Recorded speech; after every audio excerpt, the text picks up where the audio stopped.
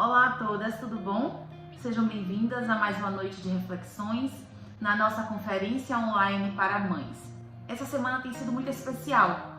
Eu sou grata a Deus por ter nos dado o privilégio de estarmos juntas, meditando na palavra dele sobre esse assunto tão maravilhoso, que é a maternidade.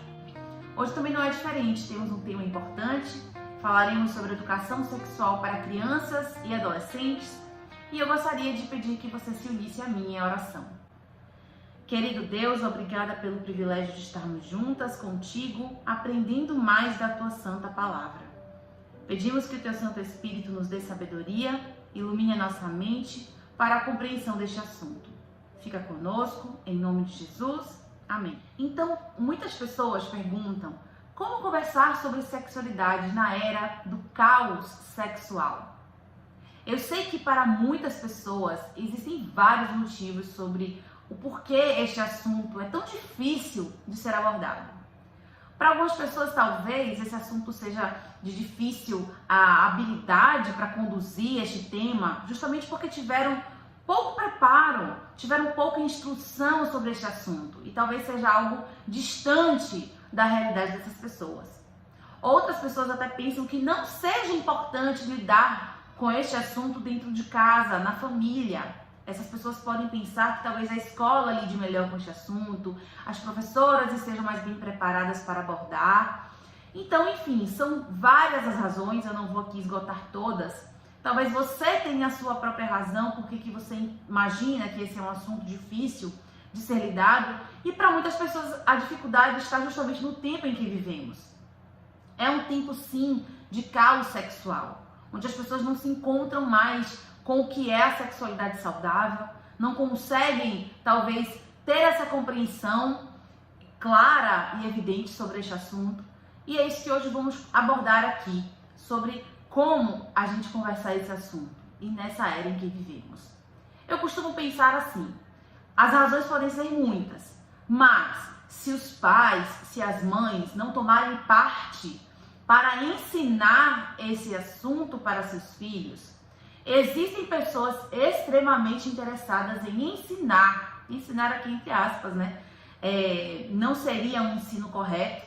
E é isso que muitas vezes a gente observa, que os jovens, até as crianças, têm acesso a esse conteúdo de uma maneira equivocada, fora dos seus lares, sem instrução devida, sem instrução correta. E a gente tem que pensar que, sim, a família precisa ter participação no ensinamento deste assunto. E como, então, a gente pensa em conduzir? Inicialmente, a gente vai pensar no que a palavra de Deus nos traz para iniciarmos a compreensão. Precisamos viver uma recriação do entendimento da sexualidade. Nessa era onde existe uma globalização da imoralidade, é necessário passarmos por essa recriação, porque, como eu falei no primeiro dia, nós vivemos em um período histórico onde estamos colhendo, talvez agora, os frutos do que foi plantado há mais de 30 anos atrás. Eu vou falar um pouquinho mais sobre esse panorama histórico novamente, eu vou trazer mais à frente esse assunto, mas primeiro vamos refletir na palavra de Deus. Abra sua Bíblia, por favor, em Romanos, capítulo 12, verso 2. Esse é um verso importante para este assunto. Paulo fala: e não vos conformeis com este mundo, nem ou com este século, depende da tradução, mas transformai-vos pela renovação do vosso entendimento, para que experimenteis qual seja a boa, agradável e perfeita vontade de Deus. Nós falamos no primeiro dia também sobre a palavra transformar, né? O verbo transformar. Isso está intrínseco à maternidade. A maternidade não nos deixa iguais como éramos antes. Passamos por transformações na maternidade justamente quando assumimos a nossa função materna. Falamos sobre isso lá no primeiro dia. E também esse texto fala algo muito importante. Ele fala sobre renovação. Quando eu toco no termo recriar, no verbo recriar, eu estou falando também de renovação. Renovar o quê? Renovar a mente que está secularizada. Renovar a mente que, quando encontra-se com Jesus, precisa abandonar o secularismo. Esse processo de dessecularização, ele passa justamente por essa transformação e transformando-nos em novas criaturas. Esse é o grande convite de Deus para nós. E antes da gente pensar em abordar este assunto com crianças e adolescentes, precisamos pensar em nós. Precisamos, nós, enquanto mães, passarmos por essa renovação. E como eu disse também no primeiro dia, é importante compreendermos o período que estamos vivendo.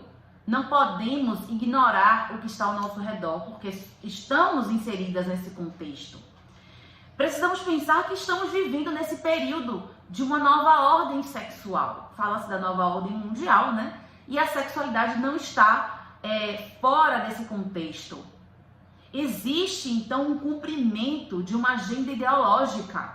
Essa agenda ideológica, ela passa pelo patrocínio midiático. Então, a gente vê essa ideologia claramente abordada em novelas, em filmes, também em desenhos animados. Muito claramente vemos isso. E nas séries que muitas vezes são destinadas aos adolescentes.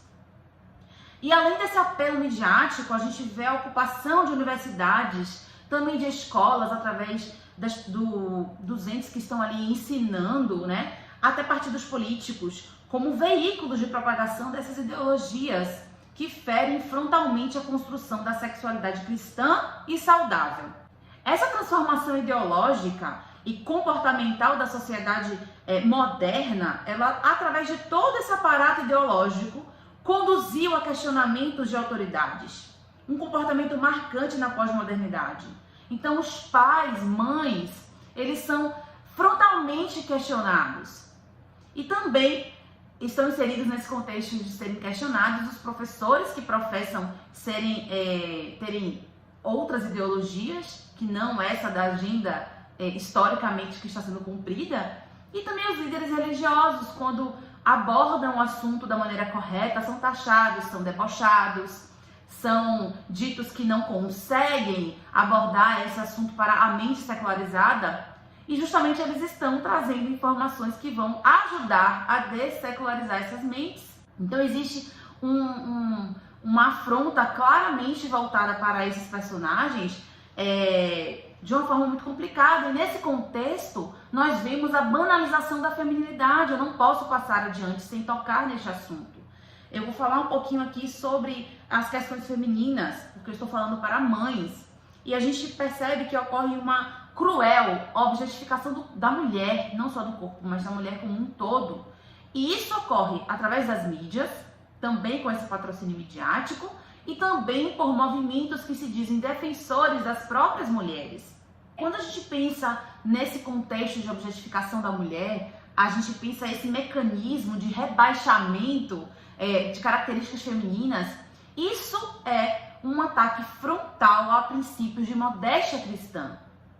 Então a gente observa, por exemplo, um ataque a essa feminilidade bíblica, afastando a mulher da sua essência e tentando reproduzi-la como algo diferente daquilo que foi criado por Deus. E como eu disse, não apenas a mídia, mas também movimentos que defendem ou se dizem defensores das mulheres. Também ocorre um grande apelo por protagonismo feminino em circunstâncias adversas à essência feminina, como, por exemplo, campanha em prol de meu corpo, minhas regras, ou sobre aborto seguro, como se algum aborto pudesse ser seguro. Então, dessa maneira, outros princípios, como também o princípio da mordomia cristã, ele é frontalmente atacado, ele é completamente violado. E nós vemos, então, uma luta que, na verdade, ela é vã, muito mais do que vã, ela é prejudicial para as mulheres. Nesse contexto, a gente vê esses princípios de modéstia e mordomia sendo constantemente violados. Então, há, de fato, uma luta contra princípios cristãos. E isso afeta o conhecimento e entendimento da sexualidade. Quando a gente fala sobre feminilidade bíblica, não é um tema que eu vou abordar de forma mais profunda hoje, mas a feminilidade bíblica é o que nos distancia desses padrões mundanos, seculares, que estão completamente impregnados por ideologias antibíblicas. O entendimento da feminilidade bíblica e a vivência da feminilidade bíblica é um remédio que muitas mulheres que se dizem defensoras dessas ideologias seculares não querem tomar. Querem, inclusive, coadunar as duas coisas, mas não dá para unir a feminilidade bíblica com essas ideologias seculares, como eu disse, banalizam a mulher, objetificam a mulher, tiram dela o lugar correto conforme Deus nos deu na criação. Quando nós não conseguimos entender corretamente esses conceitos, e eu percebo isso, muitas mulheres não conseguem compreender esses conceitos, ficam um pouco perdidas, né? Não se posicionam terminantemente contrárias a essas questões. A gente vai observando que existe um levantar de bandeiras equivocadamente. Nós precisamos levantar a bandeira correta, a bandeira do cristianismo. Porque o que a gente observa? Nessa frase que é de Paul Tripp, ele fala o seguinte: nossos filhos adolescentes, ele salienta esses filhos adolescentes, tenderão a ignorar ou desprezar justamente o evangelho que dizemos ser de suma importância. Eles tenderão a rejeitar a Deus, a quem temos representado tão mal, e eles também acabarão servindo a ídolos da cultura que nos cerca. Então veja, ele está aqui dizendo que nós, enquanto pais, precisamos representar corretamente a Cristo. Para representarmos corretamente a Cristo, temos que entender os princípios cristãos, entender como viver esses princípios, logicamente, como eu venho dizendo todos os dias. A gente só ensina o que a gente vive, não pode haver uma incoerência. Então nós precisamos resgatar o entendimento desses princípios e conduzir os nossos filhos para esses princípios, que são contrários a essas ideologias, e aqui o autor fala que são ídolos, e são de fato ídolos. E aí a outra frase que eu trago aqui, que é, para mim, de autoria desconhecida, portanto, se alguém conhece o autor dessa frase, por favor, me sinalize, diz assim: as sociedades e as culturas se modificam quando os indivíduos escolhem qual conhecimento deve ser passado adiante. Nós não somos reféns dessa agenda ideológica, nós não somos reféns do secularismo. Nós, enquanto mães cristãs, precisamos escolher o que vamos ensinar para nossos filhos. Eu vou falar mais sobre essa questão da exposição das crianças e dos adolescentes, e isso passa por nosso aval. Então nós precisamos escolher o que faremos. Eu gostaria que você abrisse a sua Bíblia, por favor, em Cantares. Grave também esse texto. Eu sempre tenho pedido aqui para você, mãe, sinalizar esse texto na sua Bíblia. Vários textos aqui falamos durante a semana e esse é muito importante. A Bíblia ensina sobre o amor. Ela ensina sobre os relacionamentos e ela ensina sobre a sexualidade. Esse é um texto que ensina muito para todas as pessoas que creem na Bíblia. Diz assim: mulheres de Jerusalém, eu as faço jurar pelas gazelas e pelas corças do campo. Não despertem o amor, nem o despertem e nem incomodem o amor, enquanto ele não o quiser. Nós precisamos ensinar isso para os nossos filhos e filhas. Não podemos, se a gente pudesse trazer aqui uma tradução livre, na linguagem nossa atual, o que está sendo dito aqui é: não sejam precoces. Existe tempo para o ensinamento correto da sexualidade e ele vai passando por modificações ao longo das faixas etárias. Isso a gente não vai encontrar de forma correta e saudável e bíblica em nenhum ensinamento secular e mundano. Pelo contrário, vamos encontrar, na verdade, um desserviço a essa educação sexual correta. E aí você pode perguntar: então, mas como então eu posso ensinar? Outro texto que eu penso e que eu gosto de falar sobre ele, é algo que eu reflito muito, é Tito 2. Tito 2, ele traz aqui uma advertência para nós mulheres. Ele fala que as mulheres idosas, e eu geralmente falo também as mais experientes, né? Porque, por exemplo, eu posso ser um pouco mais experiente que outras mulheres agora, eu tô aqui falando para vocês. E sempre temos algo a ensinar, independente da idade, né? Mas ele salienta que as mulheres idosas, semelhantemente, sejam sérias no seu viver, como convém às santas, não caluniadoras, não dadas a muito vinho, mestras no bem. Grifem essa frase aqui: mestres no bem. Para que ensinem as mulheres novas a serem prudentes, a amarem seus maridos, a amarem seus filhos, a serem santas, inocentes, puras, boas donas de casa, sujeitas a seus maridos, a fim de que a palavra de Deus não seja blasfemada. Percebam aqui que qual conteúdo deve ser ensinado? Aqui na Bíblia fala, muitos conteúdos precisam ser ensinados. as mulheres experientes precisam ensinar as mais jovens a tornarem-se mulheres, né, esposas e mães. Também a preservarem a pureza. Aqui a gente pode pensar também que essa pureza está relacionada com essa questão sexual. E o livro de Cantares, que aqui eu não vou me delongar muito nele, mas eu faço um convite para que você possa estudar esse livro a fundo. Ele fala muito sobre a pureza sexual.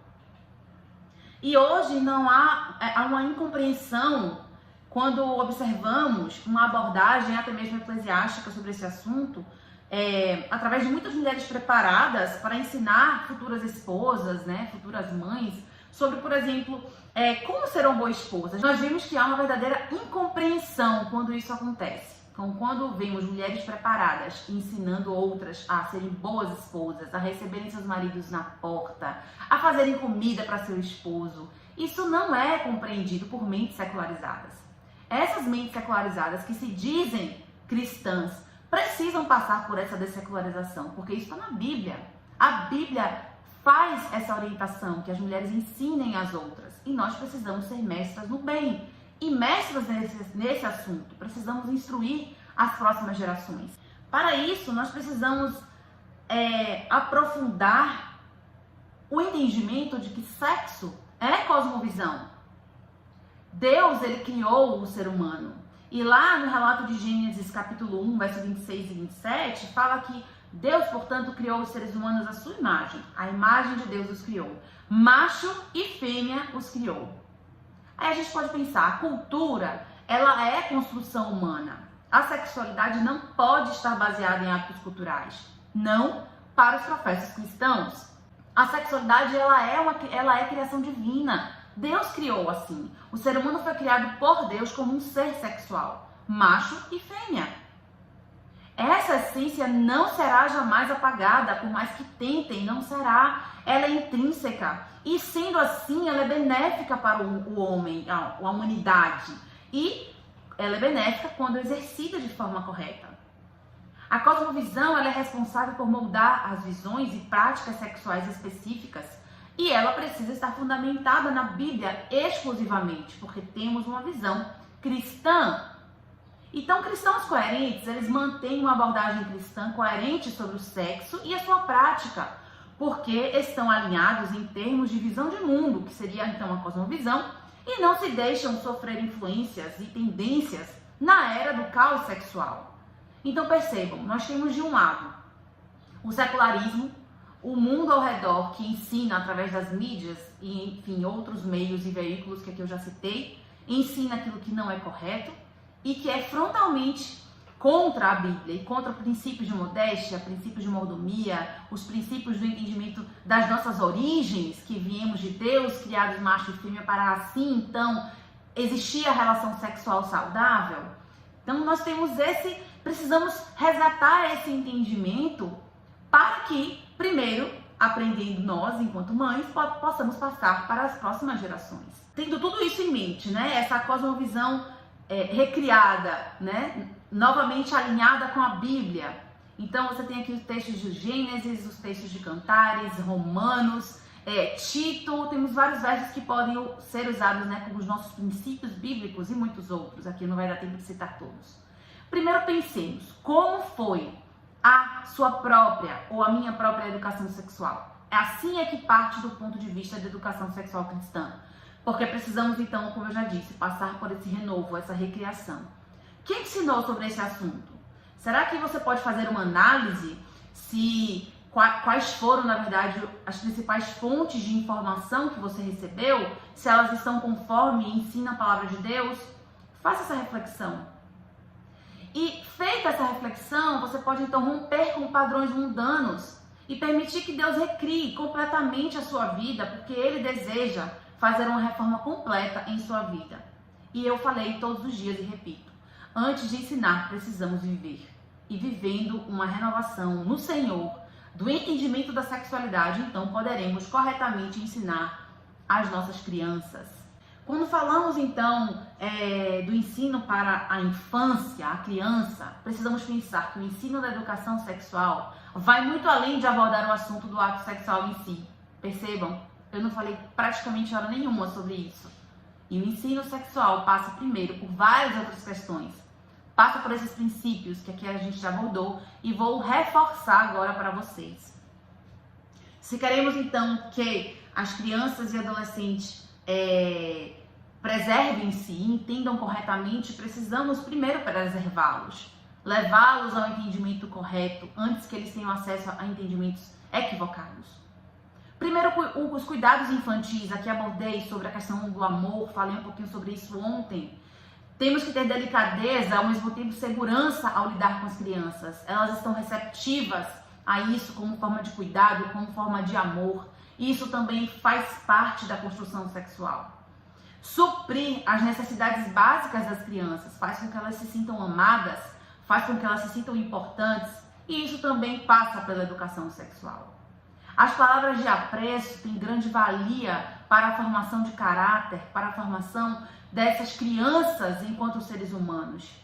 Façamos declarações poderosas sobre a idealização da vida da criança na mente do Criador. Ela precisa entender a origem dela. Ela precisa amar o Deus que a criou. Evitemos todos os tipos de comparações e críticas. Percebam, é hora de formar a autoestima da criança.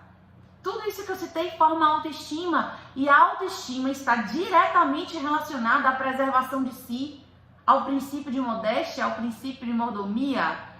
Precisamos então estarmos cientes de que na infância formemos corretamente a autoestima dessas crianças. E falamos ontem sobre construir relação segura. Isso ajuda na construção saudável dessa autoestima.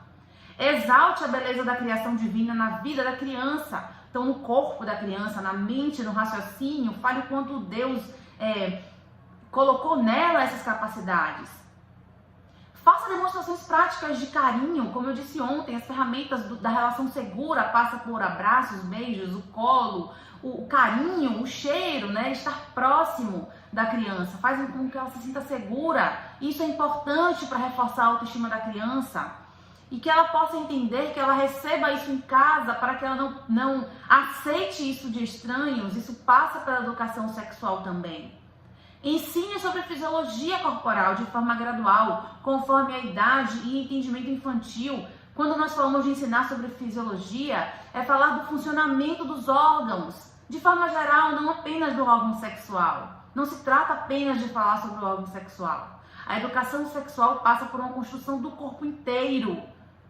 Então precisamos falar para a criança que o corpo dela é importante, que ela precisa cuidar do corpo dela. E ela cuida ao se alimentar, ela cuida ao tomar banho, ao vestir uma roupa limpa, ao se limpar após as suas necessidades. Enfim, tudo isso é formação de amor próprio, autoestima, o entendimento de que ela é importante para nós enquanto pais e também para Deus. Podemos então ensinar que esses princípios de mordomia, como falamos, é muito importante, estão todos relacionados com princípios da fisiologia humana. E aqui faço uma última saliento que não devemos expor e nem permitir que exponham perante a criança conteúdos de sexualização precoce. Lembremos de Cantares 3:5. Não podemos estar deixando que isso chegue às nossas crianças. É nosso papel supervisão, é nosso papel estarmos atentas a tudo isso. Aqui a gente finaliza falando sobre a preservação da pureza. Isso é importantíssimo para a infância. Muitos aspectos que já falamos anteriormente para a infância devem continuar. Então, a formação da autoestima continua durante o período da adolescência, e isso está diretamente relacionado com a formação sexual do adolescente. Precisamos, então, mostrar-nos disponíveis para o diálogo. Na adolescência, nós temos, então, essa formação da cognição mais apurada, os argumentos, os questionamentos. Precisamos estar abertos para o diálogo. Demonstre que esse assunto pode e deve ser tratado de um modo respeitoso e santo e em família. Você pode abrir frente de conversa. Eu sugiro sempre que as mães tomem iniciativa nesse assunto. Não deixem apenas que eles cheguem com as dúvidas, porque quando eles chegam às dúvidas, eles já foram expostos a coisas que você não tem controle. Essa independência que acontece mais na adolescência, então a gente precisa ter cuidado. Então, adiante os assuntos. Então, como? Sugestões. Leiam livros cristãos sobre sexualidade, que são adequados à idade. Assistam pregações para jovens sobre este tema. Ensine sobre feminilidade e também sobre varonilidade. Eu não vou entrar nesse assunto hoje, não tenho tempo para agora abordar, mas falei um pouco sobre a feminilidade. Você pode buscar livros sobre esses assuntos. É importante para a formação da educação sexual. A menina compreender exatamente conforme a Bíblia, os princípios bíblicos, como ela deve se comportar, como deve agir, né? E também sobre a varonilidade para os meninos. Isso precisa ser dito. Ensine sobre os princípios bíblicos da sexualidade, falamos alguns aqui, tem muitos outros. Convido que você possa ler o livro de Cantares, buscar mais conteúdo sobre este assunto, buscar livros para que você possa aumentar a sua compreensão nessas questões. Ensine sobre relacionamentos, prepare-os para namoro, noivado e casamento. Isso é papel da família, é papel da mãe, principalmente, ensinar isso para os filhos. A própria Bíblia nos traz informações e conteúdos, mas você também pode buscar outros conteúdos que sejam fundamentados na palavra de Deus. Saiba escutar, essa é uma questão importante. Como eu disse, muitas vezes eles trarão as dúvidas, os questionamentos, e a gente precisa ouvir. Precisamos então ter ouvidos para entender o que eles estão trazendo. Muitas vezes essa dúvida não é uma declaração do que eles desejam fazer. Pelo contrário, às vezes eles escutam, acham confuso e de fato buscam os pais para ter esse entendimento melhor. E aí eu já junto aqui com outra orientação. Fale a verdade sempre, isso traz a credibilidade. Se você tenta sair desse assunto, ou talvez por uma pergunta que trouxeram, que você não se sente pronta para responder, é complicado se você omitir ou você trazer informações não corretas. Se você não sabe, a gente pausa a conversa, busca conteúdo, informa-se, ora e vai voltar na conversa com a criança, com o adolescente. Mas se eles buscaram o conselho, se eles buscaram a sua ajuda, é porque eles querem a sua ajuda, tá? Isso é uma dádiva. Então, transmita a credibilidade falando sempre a verdade. Conforme eu falei para as crianças, então, ensine também sobre fisiologia corporal e seja específico sobre a função sexual e reprodutiva como uma bênção divina para os casais casados exclusivamente. Então, quando falamos de ensinar fisiologia, é de fato falar sobre a função dos órgãos e como podemos preservá-los. Também podemos ensinar de uma maneira ampla a fisiologia humana, mas na questão da adolescência precisamos então já adentrar a função sexual e reprodutiva. Porém, nós podemos ensinar tanto a questão da fisiologia, da função, da preservação, mas também precisamos falar sobre esses princípios onde apenas há a bênção divina para casais casados de forma exclusiva. E também repito aqui, a não exposição. Não deixe que exponham também seus filhos a conteúdos sobre sexualização precoce. Mas eu acredito na participação ativa dos pais nesse assunto, tendo uma supervisão próxima de celulares, computadores, enfim. Os adolescentes, eles têm uma dependência de raciocínio, mas eles estão dentro do contexto familiar, onde precisam prestar, sim, contas daquilo que estão buscando como conteúdo, porém os pais precisam fazer parte nessa busca desse conteúdo que eles estão acessando, que eles estão recebendo. Hoje existem recursos tecnológicos para fazerem isso. Algo que eu quero chamar a atenção aqui é tenha um olhar individualizado para seu filho ou sua filha. Dizem, né, que os adolescentes preferem estar em meio às suas turmas, aos seus grupos, do que com as famílias. Eu acho que isso não é uma regra para famílias cristãs. E eu digo por quê? Normalmente os jovens, eles não se sentem, os jovens adolescentes, eles não se sentem observados de uma maneira mais especial, de uma maneira individualizada. E talvez por isso eles se sintam bem em grupo, porque no grupo eles se enxergam em um todo. Eles estão em busca de identidade.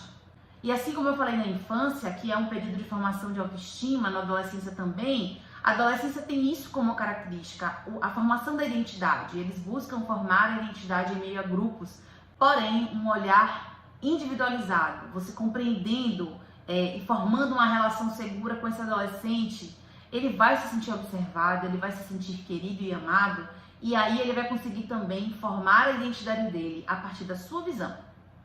Ao contrário, ao invés de ele buscar um grupo para fazer isso, claro que ele vai ter um grupo que ele se sente bem, que ele se identifica, mas a formação da identidade do caráter precisa passar pelo olhar dos pais. Então aproveite esse momento também para ajudar seus filhos, não apenas na supervisão ou para ver se eles estão se expondo a coisas ruins, não é só isso. É para que você tenha de fato um olhar cuidadoso, um olhar de amor para as necessidades desse jovem, desse adolescente. Isso ajudará na construção da sua própria identidade e assim também a formação sexual deste adolescente que está nessa fase de conhecimento e de transição também. Precisamos então ter estes cuidados, precisamos compreender a fundo esse universo que eles estão inseridos, porque assim como nós também fomos expostos a tudo isso, quanto maior for a percepção individual que nós temos desse adolescente, quanto mais individualizado ele se sente, menores as chances de confusão acerca da cosmovisão sexual. Então ele conseguirá entender que mesmo ele vendo tudo diferente, tudo contrário dentro da casa dele, ele tem princípios, ele tem amparo, ele tem apoio, ele vai olhar para esses princípios e vai ver que eles são benéficos porque eles nos protegem. E ao contrário disso, ele pode ver o mundo ao redor colhendo as consequências drásticas, péssimas de escolhas erradas com relação à má educação sexual. Eu gosto de pensar, mais uma vez reforçando a importância do papel da mãe e também do pai nesse momento de ensino. Eu trago aqui uma reflexão sobre Jesus, que aprendeu de Maria. No Desejado de Todas as Nações, página 70, Ellen White escreve que o menino Jesus não se instruía nas escolas das sinagogas. A sua mãe foi seu primeiro mestre humano. Dos lábios dela e dos rolos dos profetas aprendeu as coisas celestiais. As próprias palavras por ele ditas a Moisés para Israel eram-lhe agora ensinadas aos joelhos de sua mãe. Ao avançar da infância para a juventude, não procurou as escolas dos rabis. Não necessitava da educação obtida de tais fontes, pois Deus lhe servia de instrutor. Aqui eu posso pensar, Maria foi mestre para Jesus. Nós também podemos ser mestres para os nossos filhos. Nós também podemos ouvir dos nossos filhos que eles não precisam da educação obtida em outros lugares. Eles recebem em casa essa educação. Eles recebem em casa esses princípios. E eles vão se sentir cada vez mais felizes em viver esses princípios, porque nós temos diversas pessoas que conseguem viver esses princípios. E são pessoas felizes, são pessoas realizadas, são pessoas que não se acostumam com o secularismo, que não se acostumam com esse mundo e que dizem não a esse caos sexual, que dizem que não querem se corromper com tudo isso, que dizem que não querem expor seus corpos para ferirem princípios de modéstia e de mordomia cristã, e dentre outros princípios. E hoje conseguem viver de forma saudável a sua própria sexualidade e ensinar a seus filhos o que é a visão correta da sexualidade humana. A visão saudável é aquela que Deus nos ensina. Então que nós, enquanto mães, possamos a cada dia nos empenhar em buscar esse assunto. Não é um assunto que se esgota aqui. Precisamos sim buscar fontes, buscar entendimento e em oração pedir a Deus que nos transforme, tire de nós o secularismo, tire de nós tudo aquilo que não vem dele e nos preencha com o entendimento que vem do Espírito Santo e que está na palavra do Senhor. Oremos. Obrigada, Senhor, pelo entendimento maravilhoso que tivemos da Tua palavra. Que Teu Santo Espírito a cada dia possa nos impulsionar a buscar esse conhecimento e também uma vivência sexual saudável, para que possamos viver e desfrutar desta bênção e também ensinar aos nossos filhos a desfrutarem da bênção da sexualidade conforme o Senhor ensina. Obrigada porque a Tua palavra também não nos deixa na escuridão sobre este assunto, e sim tem clareado para nós o entendimento e tem chegado a mim e a outras mães a importância da educação sexual dos nossos filhos com uma cosmovisão completamente cristã, voltada para Ti louvar, Te adorar, através da nossa vida, dos nossos corpos, da nossa mente, de todo o nosso entendimento. Fica conosco, abençoa todas as mães que estão comigo reunidas nessa oração e também todas as famílias que estão representadas por nós. É que Te agradecemos e Te pedimos em nome do Senhor Jesus. Amém. Aqui então eu me despeço de vocês e peço que vocês possam amanhã acompanhar uma breve reflexão onde faremos para finalizar essa conferência online para mães.